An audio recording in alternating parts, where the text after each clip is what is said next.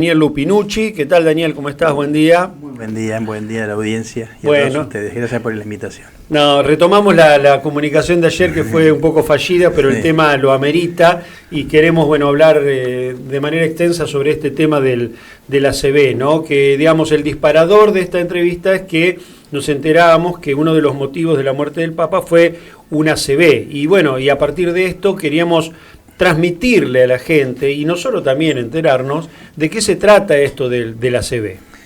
Bueno, sí, en realidad la causa original del fallecimiento del Papa es un ictus. Ictus en neurología y en neurocirugía es una palabra que significa algo que ocurre en forma brusca, en forma de golpe. Y lo que ocurrió en forma de golpe en esta oportunidad fue que no nos quedó muy en claro si es que se tapó una arteria y después se rompió, o si directamente se rompió una arteria del cerebro y eso produjo un derrame cerebral, y posteriormente el derrame cerebral llevó a una falla del corazón. Claro. Eso es lo que hablan de colapso cardiovascular como muerte final, lo que antiguamente se llamaba un paro cardiorrespiratorio no traumático. Ajá. ¿Y por qué puede ser que se tape una arteria? A ver, las causas por las cuales se tapa una arteria son múltiples. Precisamente, una de las formas más frecuentes es justamente esta situación que vimos en los últimos días.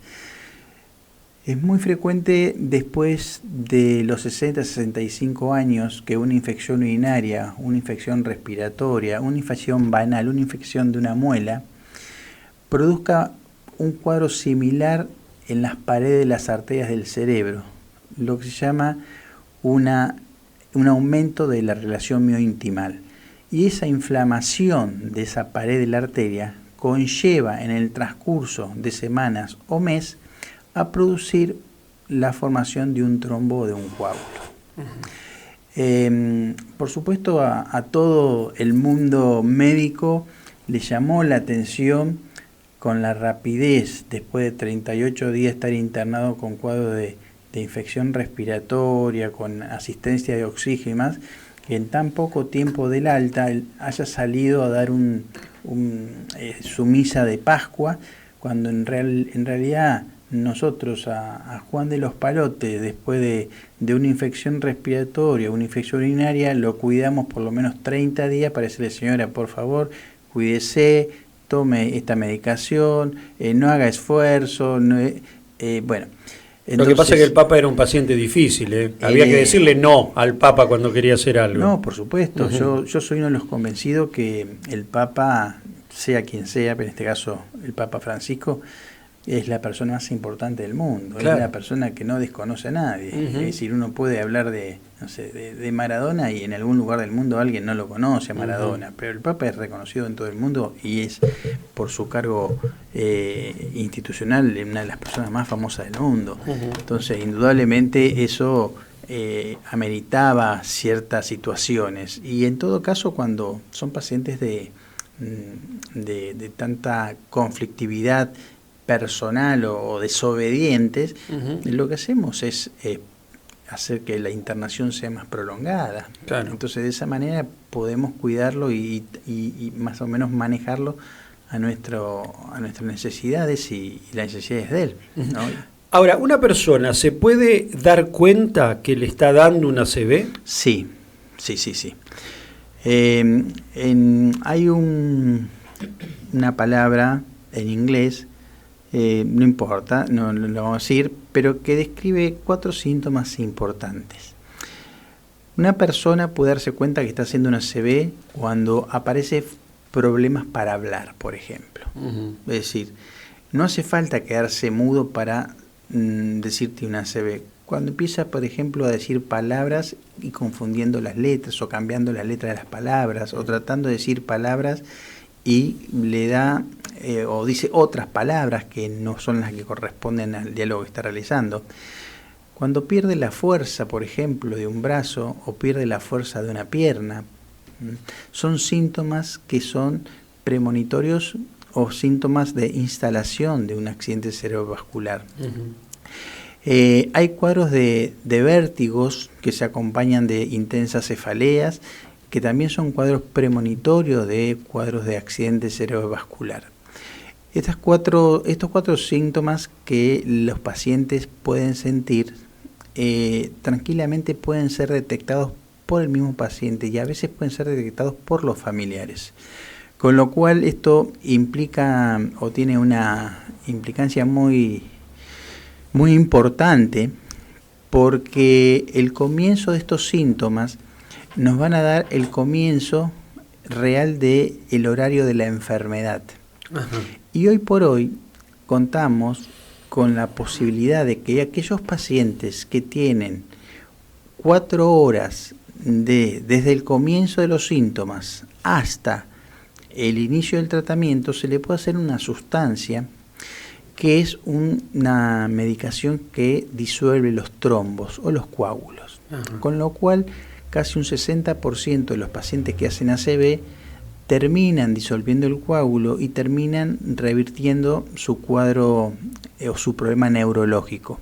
Y hay un 40% de estos pacientes que, si bien mejoran el cuadro neurológico, no lo resuelven el 100%, pero permiten que su calidad de vida sea independiente, es decir, que no tenga que depender de otras personas. Ajá. O sea que si una persona está teniendo alguno de estos síntomas, ¿no? Sí. Que es problemas para hablar, perder la fuerza de un brazo y una pierna, vértigos o cefaleas, ¿qué tiene que hacer inmediatamente? Inmediatamente es llamar a la ambulancia para ser derivada al centro más cercano o directamente dirigirse a la guardia de un servicio de salud. Ajá. En ese momento, hoy por hoy, en el transcurso de 28 segundos, que es lo que dura una tomografía de cerebro, uno puede tener tranquilamente el diagnóstico y tranquilamente puede empezar con un protocolo, con una seguidilla de reglas que se hacen para poder llegar a este tratamiento que hablábamos recién de trombolítico o disolver el trombo. En las guardias médicas, digamos, ¿todos los médicos saben hacer este tratamiento o necesariamente tiene que haber un neurólogo, digamos, interviniendo?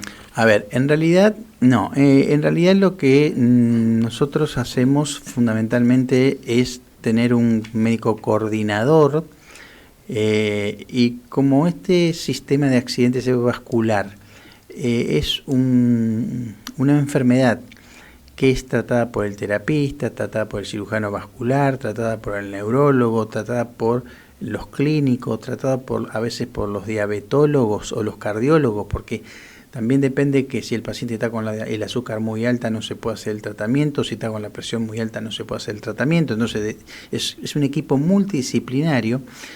Si bien todos están preparados para poder hacerlo, el grupo realmente que cuando ocurre esto es un grupo que está ultramente preparado.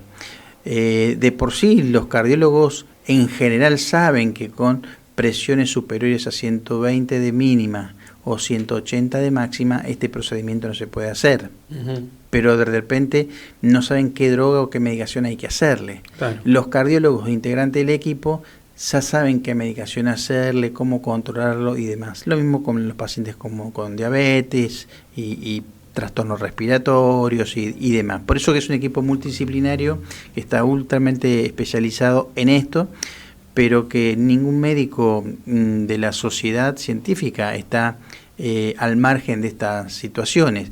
Por supuesto, como todos, hay quienes trabajan en este equipo, están ultra especializados, como puede ser un cirujano cardiovascular que está ultra especializado en cirugía cardíaca, y después está el resto de la sociedad que sabe cuáles son las indicaciones o contraindicaciones para hacerlo o no hacerlo, pero no están quizás en el detalle fino. Cuando, por ejemplo, a una persona le ocurre una ACV, generalmente se desvanece, ¿no es cierto?, en la casa. No siempre, muchas veces los pacientes llegan despiertos, muchas veces el hecho de que llegue despierto, uno puede justamente hacerles preguntas, a ver cómo habla, a ver que falla, puede pedirle que haga fuerza con el brazo, con la pierna. Pero eso ya una vez ocurrido el ACV. Exactamente, exactamente. Ajá. Por supuesto que hay ACV donde el territorio de cerebro que está involucrado en el ACV es muy importante, es muy grande. En ese caso sí el paciente llega en un estado de coma, y en ese caso, bueno, la tomografía es la que nos va a determinar cuál es el volumen o el tamaño del ACV y cuáles son los pasos a seguir. Pero vuelvo a repetir, para que un paciente llegue en coma a un sanatorio o a un centro asistencial con una pérdida de conciencia, es porque el volumen o el tamaño del cerebro afectado es muy grande. ¿Y después de ahí se recupera? ¿Se puede recuperar esa persona? Va a depender mucho de muchos factores o de factores. Depende del estado previo del paciente. El paciente era un diabético que se controlaba, era un hipertenso que se controlaba, era un paciente que hacía deporte, era un paciente que tenía una dieta. Es decir, todas esas cosas influyen en la evolución posterior al ACV. Es decir, el paciente joven, deportista, con una dieta, que hace un ACV por algún mecanismo extraño, tiene más posibilidad de recuperarse y con mayor cantidad de recuperación neurológica que un paciente de repente obeso, diabético que no está tratado o cuidado, un paciente de repente añoso con problemas cardíacos muy severos. Entonces, la parte física previa al ACV tiene mucho que ver en la evolución y en el pronóstico de la enfermedad. Una persona que es totalmente sana, ¿puede también tener un ACV?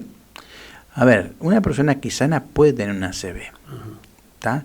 De por sí hay muchas anécdotas y quizás ustedes hayan escuchado o alguno de la audiencia lo haya escuchado, y pacientes que han ido a hacerse el control anual cardiovascular a centros de mucho renombre en Buenos Aires y en San Nicolás o en Rosario, y han hecho 300 metros con el auto y han hecho una muerte súbita, luego de hacerse los estudios que le daban perfecto.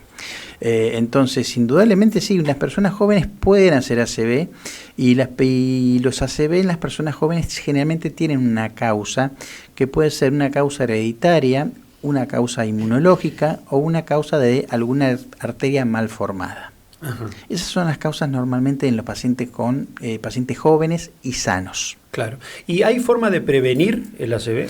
No hay forma de prevenir, lo que hay forma es de disminuir la probabilidad.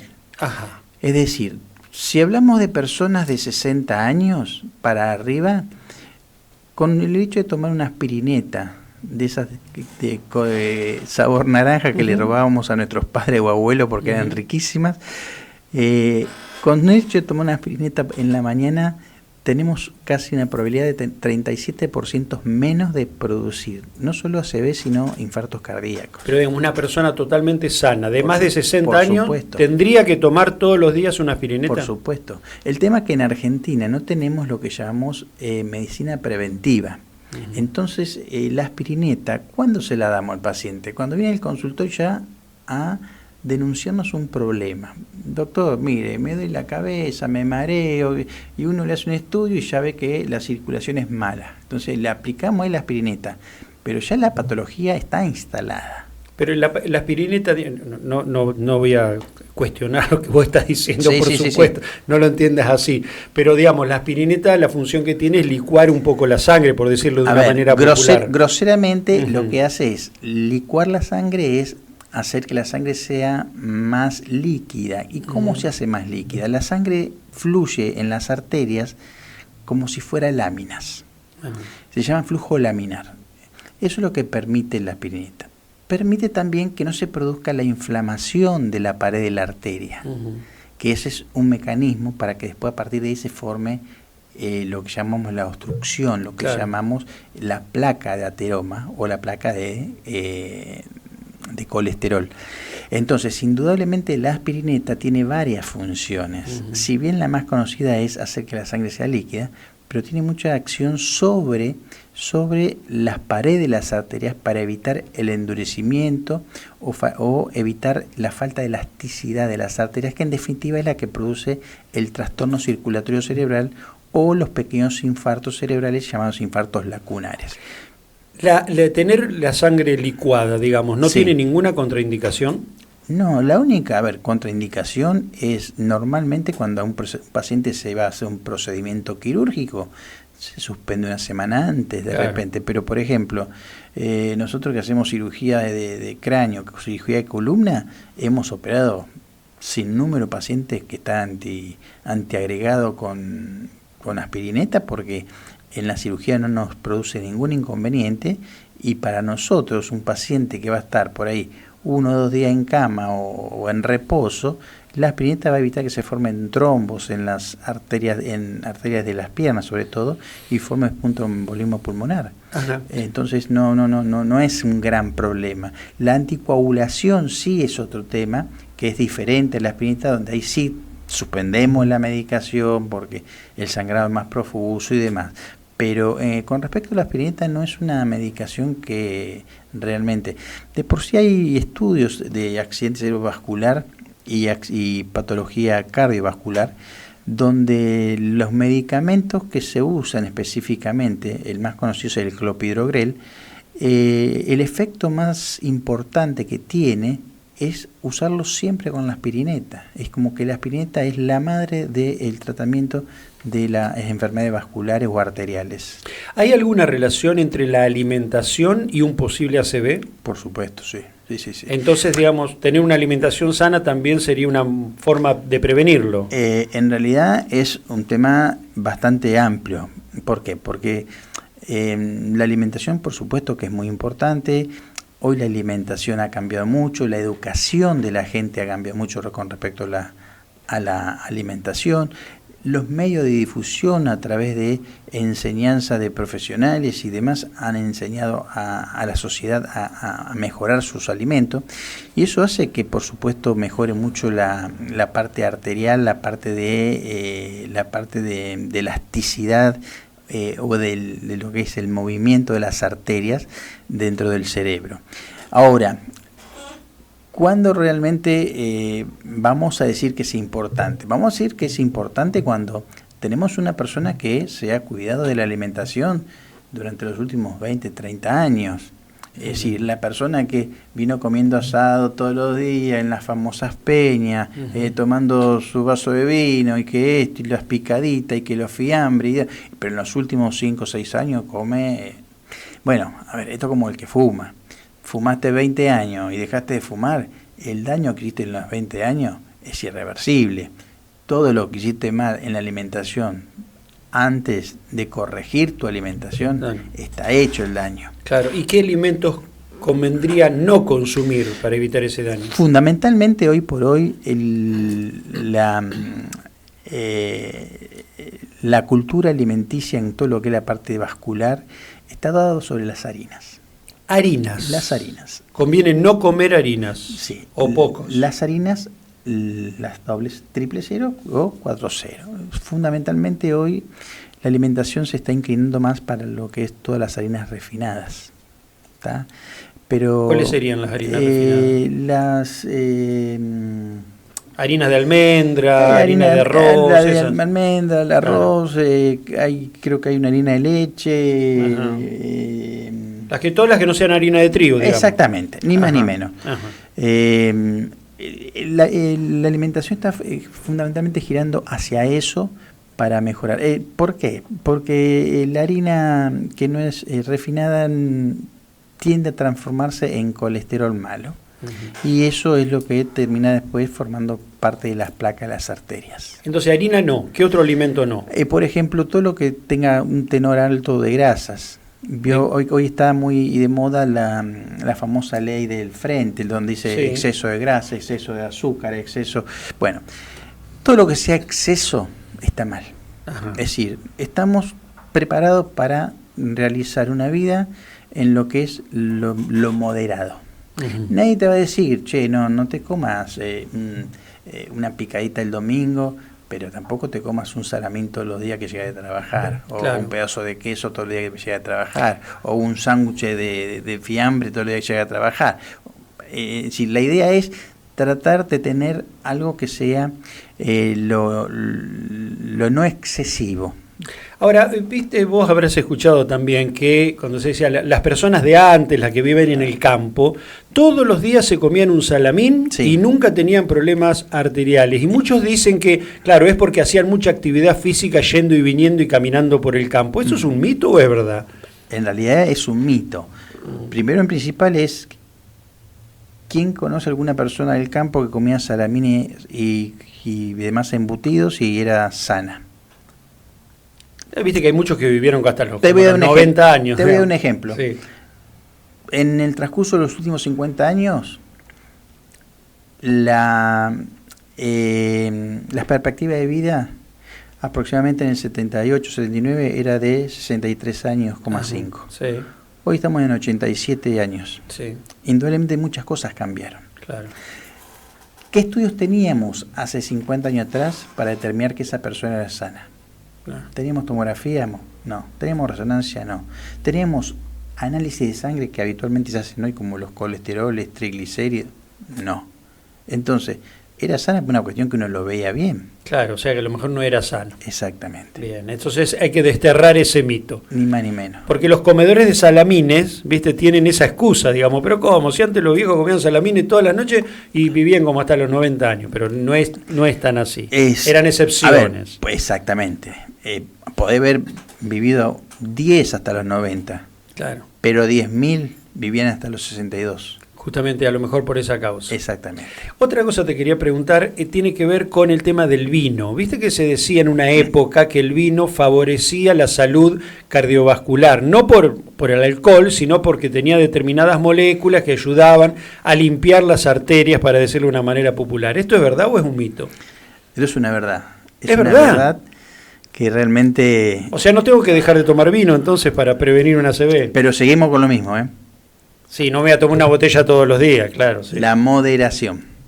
Vino sí. Esto lo dijo en el año 96 René Favaloro en un congreso de cardiología, que era necesario tomar un vasito de vino tinto por día. Ajá. Dio las explicaciones y la conclusión fue que el vino tinto tiene tanino.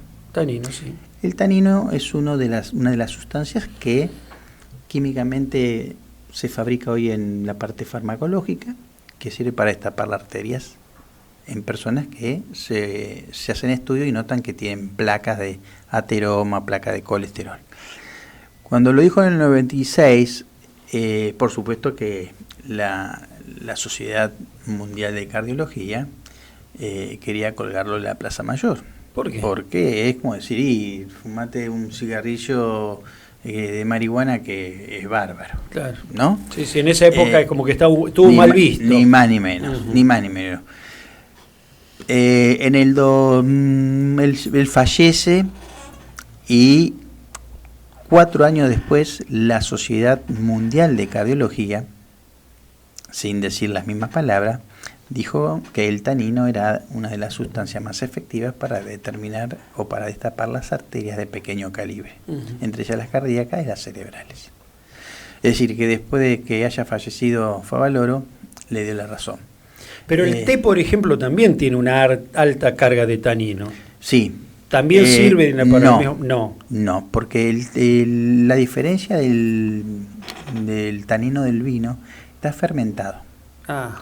Y la fermentación es lo que produce la liberación de sustancias para destapar las arterias o disolver los trombos que hay dentro de las arterias cerebrales o cardíacas.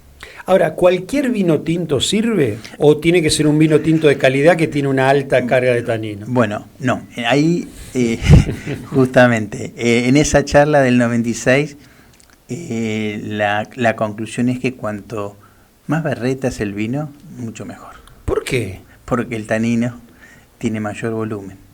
Ah, yo pensé que era al revés. No, el tanino tiene mayor volumen. Mira vos, o sea en los vinos de baja calidad. Ah, mira, bueno, ahí no así ni el blanco ni el rosado. No, el blanco y rosado no tiene bajo tanino, el blanco nada casi. Sí. Exactamente. Me cambiaste, digamos, una creencia que Sí, yo sí, tenía, sí. que era, digamos, la contraria, que Sí. el vino de mucha calidad tenía mucho tanino, por eso evolucionaba mucho más lento, pero no es así. Tal es así que en ese momento alguien dijo, pero no me va a alcanzar ver 10 pacientes por día para comprar una marca determinada, Claro, fina, sí, de un este Rutini, vino. ponele, Y dijo, claro. no. Cuanto más berreta es, mejor. Y si viene en latita de cartón, ni hablar, dijo. Oh, mira vos, qué bueno esto, la verdad que esta información es muy útil, digamos, y es muy útil para argumentar también. Ahora, te quería preguntar otra cosa. El estrés, digamos, ¿es una causa, digamos, de que puede generar ACV?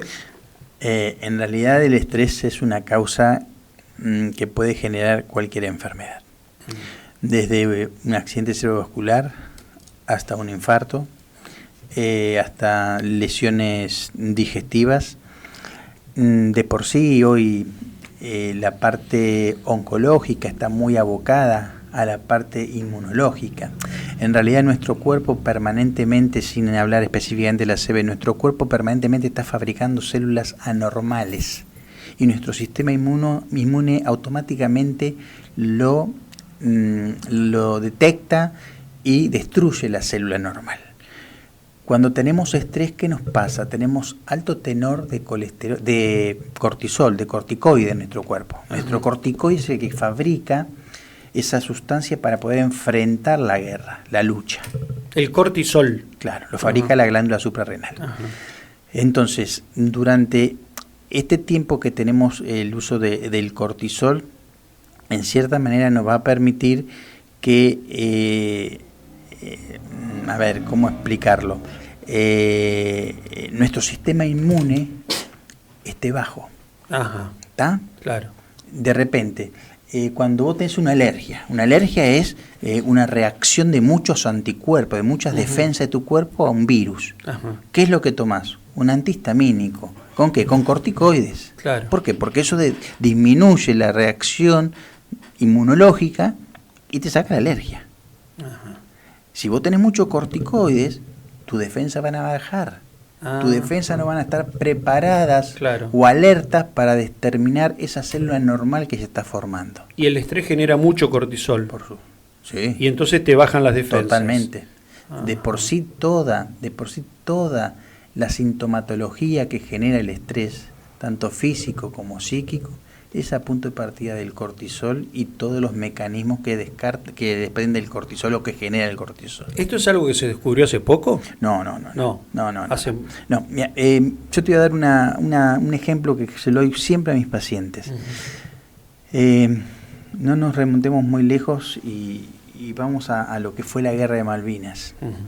Los chicos tuvieron frío, los chicos tuvieron hambre, los chicos se enfrentaron a situaciones de estar matando o viendo gente al lado de ellos que se murieron, y en ese momento a mucha gente que estaba ahí no le pasó nada. ¿Qué pasó? Cuando volvieron al continente, se relajaron, bajaron los niveles de cortisol, terminaron con suicidios, terminaron con psiquiatras, terminaron en situaciones muy decadentes. ¿Tá? Bueno, eso es lo que genera el cortisol. Te prepara para la lucha, pero después las consecuencias no las conocemos. Claro.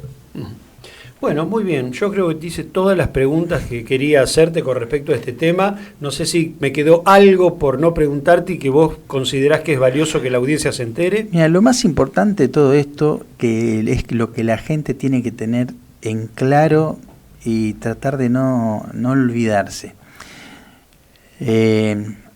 La prevención o la disminución de tener una enfermedad cerebrovascular, cardiovascular, se basa en 3 patas muy importantes. La primera pata es, si uno es diabético, es hipertenso o tiene alguna enfermedad, es tratar de controlar esa enfermedad, ya sea con medicación, ya sea con algún tratamiento específico. La segunda pata es la alimentación, fundamentalmente tratando de bajar a casi cero las harinas, sean pastas, sea pizza, sea empanadas, sean tartas, lo que sea. Y la tercera pata, el ejercicio. La actividad física, de eso no habíamos hablado, tenés razón. Mira, desde hace mucho tiempo uno donde vaya ve gente corriendo, andando en bicicleta, haciendo actividad física, tiran en el piso. A ver, no es que está de moda y a ver quién se puso el mejor conjunto. No. En realidad la actividad física ha demostrado que disminuye las lesiones arteriales cerebrales de piernas y de corazón, que es lo que llamamos la circulación central de nuestro cuerpo, prácticamente en un 40%. ¿Y qué tipo de actividad física hay que hacer para eso? El punto número uno de la actividad física es que lo que vayas a hacer te guste. Bien. Ese es el número uno. Bien. ¿Está? ¿Por qué? Porque más de una vez, de repente, pasa que la gimnasia acuática o la natación es muy buena.